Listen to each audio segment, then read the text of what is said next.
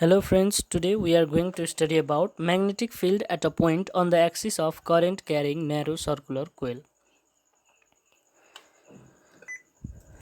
Magnetic field at a point on the axis of current carrying narrow circular coil. एउटा current carrying narrow circular coil को एक्सिसमा कुनै एउटा पोइन्टमा magnetic field निकाल्न गइरहेका छौं। त्यसको लागि हामीले एउटा फिगर हेरौं।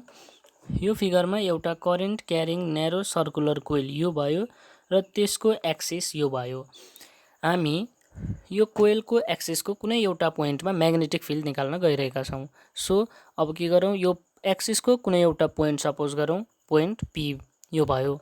अब हामी के गरौं भन्दाखेरि यो फिगरलाई अर्को पोइन्ट अफ भ्यूबाट हेरौं। अहिले हामीले यो 3 डाइमेन्सनमा यसरी कोइल राखेर हेरेका छौं अलोङ द एक्सिस। भने हामीले अर्को पोइन्ट अफ भ्यूबाट यसै फिगरलाई हेरौं, यस्तो बन्छ।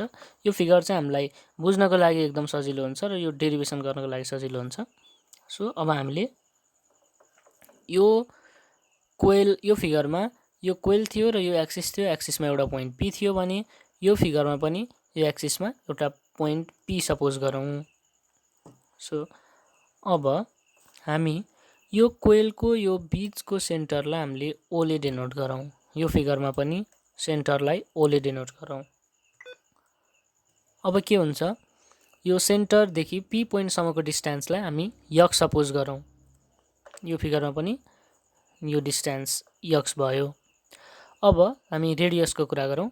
यो देखि यो बीचको डिस्टेन्स रेडियस हुन्छ, यसलाई आर सपोज गरौँ। यता पनि रेडियसलाई आर सपोज गरौँ। अब हामीले यो करेन्ट क्यारिङ सर्कुलर कोइलको म्याग्नेटिक फिल्ड निकाल्नको लागि हामीले यसलाई स्मल लेन्थमा टुक्राउँछौँ। स्मल लेन्थमा किन टुक्राउँछौँ भन्दाखेरि यो स्मल लेन्थ जुन लेन्थलाई हामी डिएल सपोज गरौँ, यो स्मल लेन्थ र यो स्मल लेन्थको कारण प्रड्युस हुने म्याग्नेटिक फिल्डको डिरेक्सन अलग अलग हुन्छ। सो त्यो भएको हुनाले जब हामी एउटा करेन्ट क्यारिङ सर्कुलर कोइलको म्याग्नेटिक फिल्ड एक्सिसमा निकाल्न गइरहेका छौँ भने त्यो करेन्ट क्यारिङ सर्कुलर कोइललाई हामीले इन्फाइनाइट स्मल लेन्थमा टुक्र्याउनु पर्ने हुन्छ र त्यसलाई इन्टिग्रेट गरेर हामीले टोटल म्याग्नेटिक फिल्ड एक्सिसमा कुनै एउटा पोइन्टमा निकाल्न सक्छौँ। सो अहिलेलाई हामी यसलाई मेटौँ र यो एउटा करेन्ट क्यारिङ सर्कुलर कन्डक्टर भनेर हामीले यो टपिकमै पनि भनेका छौँ। भनेपछि यो सर्कुलर कन्डक्टरमा करेन्ट फ्लो भइरहेको छ र मानौ करेन्ट आई फ्लो भइरहेको छ र यो करेन्ट आई कुन डिरेक्सनमा फ्लो भइरहेको छ भन्दाखेरि यो डिरेक्सनमा यो फेससँग एन्टी क्लकवाइज डिरेक्सनमा करेन्ट आई फ्लो भइरहेको छ। अब यो करेन्ट आई फ्लो भइरहेको छ, यो स्मल लेन्थमा यो करेन्ट आई फ्लो भएको कारणले एउटा करेन्ट एलिमेन्ट बन्छ। करेन्ट एलिमेन्ट भेक्टर क्वान्टिटी हो, त्यसको डिरेक्सन पनि हुन्छ। भनेपछि हाम्रो करेन्ट एलिमेन्टको डिरेक्सन कता हुने भयो भन्दाखेरि हामी यो पोइन्टबाट सिधा एउटा ट्यान्जेन्ट लियौँ भनेपछि हाम्रो करेन्ट एलिमेन्टको डिरेक्सन यो हुने भयो। करेन्ट एलिमेन्ट भनेको current into small length DL, I into DL vector भयो हाम्रो करेन्ट एलिमेन्ट। भनेपछि करेन्ट एलिमेन्टको लेन्थ यसरी यो ट्यान्जेन्ट भएपछि यो हाम्रो आउटवार्ड नर्मल छ, परपेन्डिकुलर छ तर आउटवार्डतिर। भनेपछि आउटवार्ड नर्मललाई हामीले केले रिप्रेजेन्ट गर्छौँ, डटले रिप्रेजेन्ट गर्छौँ। यो फिगरमा हेरौँ, यसलाई हामीले अहिले डटले रिप्रेजेन्ट गरौँ र हामीले यही करेन्ट एलिमेन्टको कारण पी पोइन्टमा प्रड्युस हुने म्याग्नेटिक फिल्ड निकाल्दैछौँ। सो हामी के गरौँ, यो स्मल लेन्थ र पीलाई जोडिदिउँ। यो फिगरमा पनि यसलाई जोडौँ र यो डिस्टेन्सलाई हामीले स्मल आरले डिनोट गरौँ। यो यता पनि स्मल आर भयो। अब हामी यो फिगरमा हेर्न सक्छौँ, यहाँ एउटा राइट एङ्गल ट्रायङ्गल बनेको छ किनकि यो 90 डिग्री हुन्छ। सो राइट एङ्गल ट्रायङ्गलमा हामीलाई यो रेडियस आर थाहा हुन्छ र ओदेखि पीसम्मको डिस्टेन्स पनि हामीलाई थाहा हुन्छ र आर चाहिँ हाम्रो अननोन हुन्छ। सो हामी यो अननोन क्वान्टिटीलाई नोन क्वान्टिटीसँग रिलेट गरौँ। त्यो भएपछि हामीले यो ट्रायङ्गलमा पाइथागोरस थ्योरम लगाउने हो भने r square is equal to capital r square plus x square हुन्छ र r is equal to root under r square plus x square, यो हाम्रो डेरिभेसन गर्दाखेरि युज गर्छौँ। सो अब हामीले यो स्मल डिस्टेन्सको कारण पी पोइन्टमा प्रड्युस हुने म्याग्नेटिक फिल्डको डिरेक्सन कुन हुन्छ त त्यो अब पत्ता लगाउँ। र डिरेक्सन पत्ता लगाउनको लागि हामीसँग छ right hand thumb rule. Right hand thumb rule अनुसार यो थम्बले करेन्टको डिरेक्सनलाई पोइन्ट गर्छ भने यो कर्ल भएको फिङ्गरले म्याग्नेटिक फिल्डको डिरेक्सनलाई पोइन्ट गर्छ।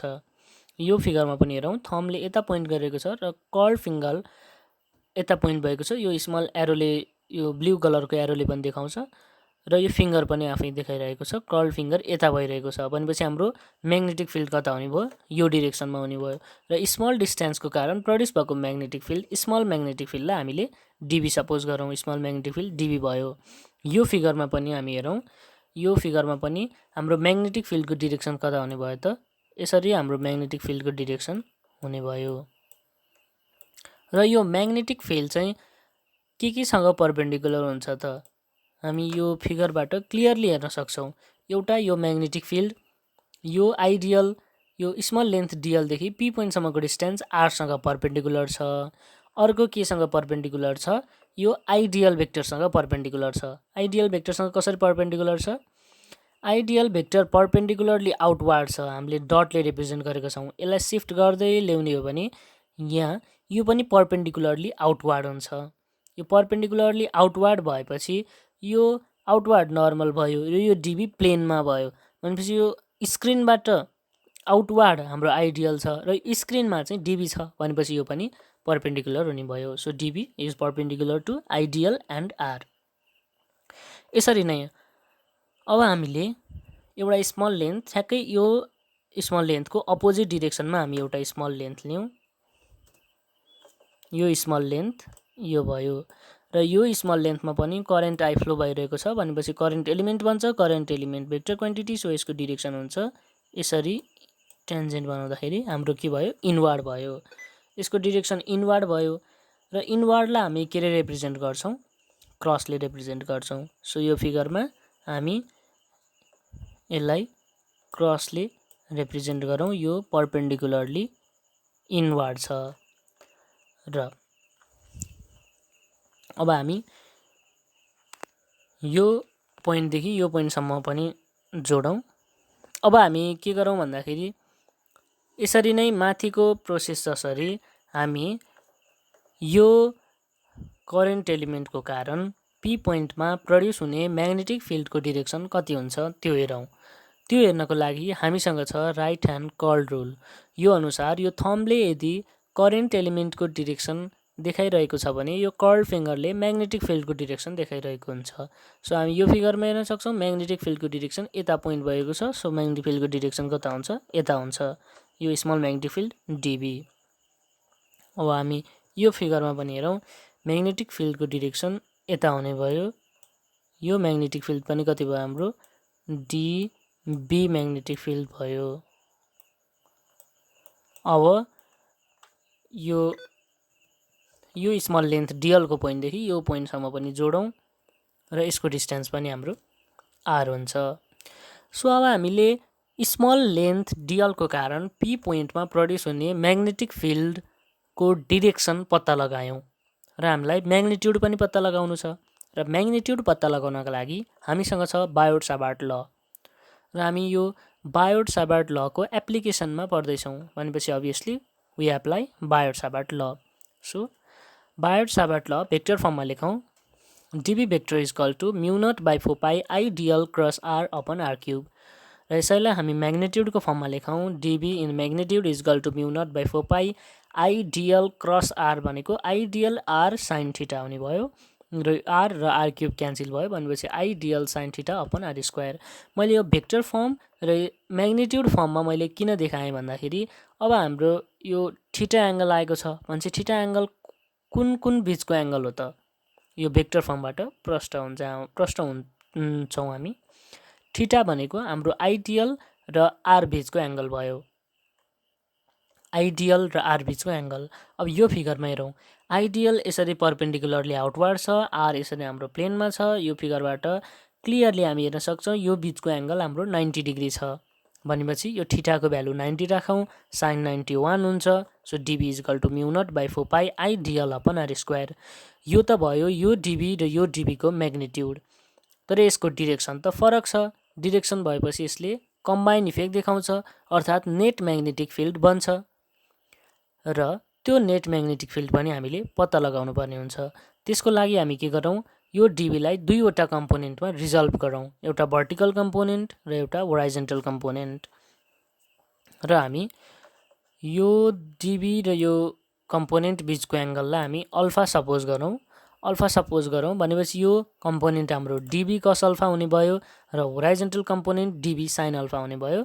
तलको फिगरमा पनि यो डिबी साइन अल्फा, तलको फिगरमा पनि हामी यो एङ्गललाई अल्फा सपोज गरौँ र यो के हुने भयो, डिबी कस अल्फा र DB sine alpha.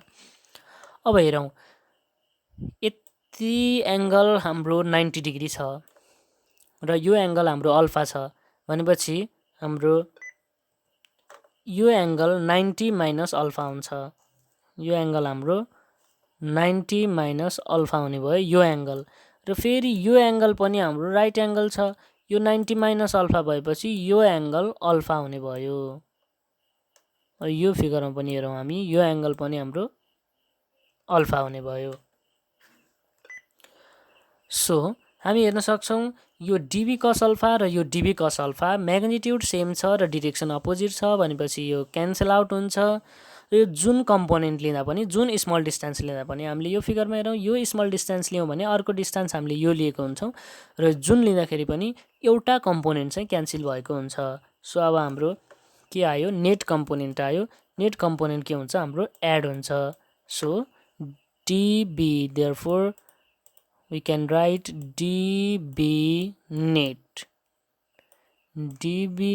is equal to यो हाम्रो db sin अल्फा र अर्को db sin अल्फा एड हुन्छ। So db sin alpha plus db sin alpha 2 times db sin alpha. So हामीले नेट म्याग्नेटिक फिल्ड कति हुन्छ निकाल्यौँ। अब हामीलाई टोटल म्याग्नेटिक फिल्ड निकाल्नु छ र टोटल म्याग्नेटिक फिल्ड निकाल्दाखेरि हामीले ध्यान दिनुपर्ने एउटा कुरा के छ भन्दाखेरि हामीले यो डिबी नेटलाई पनि इन्टिग्रेट गरेर निकाल्न सक्छौँ र डिबी साइन अल्फालाई मात्रै पनि इन्टिग्रेट गरेर निकाल्न सक्छौँ। डिबी साइन अल्फालाई इन्टिग्रेट गऱ्यौँ भने के हुन्छ, हामीले यो पुरैलाई इन्टिग्रेट गर्नुपर्ने हुन्छ। तर हामीले डिबी नेट लियौँ भने, हामीले यो कम्पोनेन्ट लियौँ भने अटोमेटिकल्ली हामीले यो स्मल डिस्टेन्स त लिइसकेका हुन्छौँ। सो डिबी नेट गर्दाखेरि हामीले यति 180 डिग्रीसम्म अथवा हामीले 0 देखि पाई आरसम्म इन्टिग्रेट गर्नुपर्ने हुन्छ यदि डिबी नेट लिन्छौँ भने। तर यदि डिबी साइन अल्फा लिने हो भने पुरै इन्टिग्रेट गर्नुपर्ने हुन्छ र यो केसमा मैले चाहिँ डिबी साइन अल्फालाई लिएर इन्टिग्रेट गरेको छु। So B is equal to from 0 to 2 pi r dB sine alpha. अब यो डिबीको भ्यालु हामीसँग यो इक्वेसनबाट आएको छ। सो हामी पुट गरौँ, डिबीको value mu naught I dl upon 4 pi r square sine alpha. So अब हाम्रो mu naught I by 4 pi r square र साइन अल्फा हाम्रो कन्स्ट्यान्ट भयो। यसलाई बाहिर निकालौँ भनेपछि हाम्रो integrating dl from 0 to 2 pi r र डिएलको इन्टिग्रेसन हाम्रो यल हुन्छ 0 देखि 2 पाई आर र अप्पर लिमिट र लोअर लिमिट राखेपछि हामीले यो निकाल्न सक्छौँ 2 पाई आर माइनस 0 भनेपछि हाम्रो mu naught I upon 4 pi r cube into 2 pi r square. अब हामीले आरको भ्यालु यहाँ निकालेको छौँ। आरको भ्यालु हामीलाई थाहा छैन, तर क्यापिटल आर रेडियस थाहा छ र डिस्टेन्स यक्स थाहा छ। सो आरको भ्यालु हामी सब्स्टिट्युट गरौँ। आर भनेको root under r square plus x square. So r is equal to हाम्रो यो r square plus x square, यो आर स्क्वायर हो, यहाँ a square suppose a square लेखेको रहेछु मैले, यसलाई आर स्क्वायर बनाउनु होला। र r square plus x square यो रुट भनेपछि रुटलाई हामीले 1/2 लेख्न सक्छौँ, यसको पावर 1/2 अर्थात् यहाँ हेर्न सक्छौँ हामी यो रुटलाई हटाउँदाखेरि हामी के लेख्न सक्छौँ, r square plus x square यो रुटको साटो हामी के लेख्न सक्छौँ, पावरमा 1/2 लेख्न सक्छौँ। र यहाँ 3 पहिलेदेखि छ र 3 इन्टु 1/2 गर्दाखेरि हाम्रो 3/2 भयो। यो चाहिँ हाम्रो स्मल ए स्क्वायर होइन, यो हाम्रो आर स्क्वायर हो। यहाँ करेक्सन गर्नु होला। भनेपछि के हुने भयो, हाम्रो mu naught I R square upon 2 x square plus A square 3/2।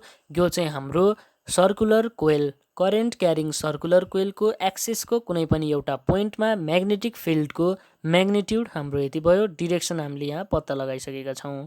So अब हामी दुईटा केसको कुरा गरौँ। Case first, if the coil consist n number of turns. अहिले त हामीले एउटा टर्न मात्रै भएको कुरा हेऱ्यौँ। यदि यो कोइलमा n नम्बर अफ टर्न्स हुन्थ्यो भने म्याग्नेटिक फिल्ड कति हुन्थ्यो, n टाइम्स यो सिङ्गल टर्न भएको हुन्थ्यो। So magnetic field is equal to mu naught I n r square upon 2x square plus a square 3/2। And case second, if the point P lies exactly at the center of the circle, that is x is equal to 0 हुने भयो। यदि यो point P ठ्याक्कै सर्कलको सेन्टरमा पर्थ्यो भने सेन्टरदेखि P पोइन्टसम्मको डिस्टेन्सलाई हामीले x suppose गरेका छौँ, तर यो P पोइन्ट नै एक्ज्याक्टली सेन्टरमै पऱ्यो भने त हाम्रो यो x डिस्टेन्स 0 हुन्छ। सो अब यो इक्वेसनमा हामी x को भ्यालु 0 राखौँ, हाम्रो आउँछ म्यु naught I n r square upon 2a square 3/2, 2 cancel, a cube हुने भयो। सो म्यु not ni upon 2a is the required answer. यो हाम्रो ए होइन, हाम्रो यो चाहिँ क्यापिटल आर हो, क्यापिटल आर हुनुपर्ने, यहाँ ए भइरहेको छ। यो आर स्क्वायर र आर क्युब क्यान्सल हुन्छ र हाम्रो आर आउँछ। यो स्मल ए को ठाउँमा चाहिँ क्यापिटल आर करेक्सन गर्नु होला, यहाँ मिस्टेक भएको रहेछ। सो यसरी नै हामीले म्याग्नेटिक फिल्ड निकाल्यौँ एउटा करेन्ट क्यारिङ सर्कुलर कोइलको एक्सिसको कुनै एउटा पोइन्टमा म्याग्नेटिक फिल्डको डिरेक्सन र म्याग्निट्युड पत्ता लगायौँ। र यदि यो भिडियो मन परेमा लाइक, कमेन्ट, सेयर अनि मेरो च्यानल सब्सक्राइब गरेर मोटिभेट गरिदिनु होला। हस्, थ्याङ्क यू।